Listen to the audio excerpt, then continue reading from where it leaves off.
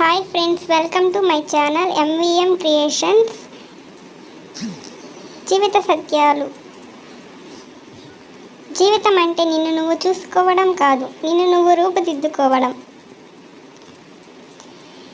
నీకు కావాల్సిన దానికోసం శ్రమించకుండా పోగొట్టుకున్న దాని గురించి ఏడవడం మూర్ఖత్వం అవుతుంది. జరిగిన దాని గురించి ఎప్పుడూ చింతించకు, ఎందుకంటే మనకు జరిగే మంచి మనకు ఆనందాన్ని ఇస్తే, జరిగిన చెడు అనుభవాన్ని ఇస్తుంది.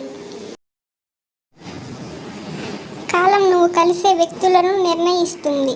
హృదయం మీరు కోరే వ్యక్తులను నిర్ణయిస్తుంది. మీ ప్రవర్తన మీతో ఉండేవారిని నిర్ణయిస్తుంది.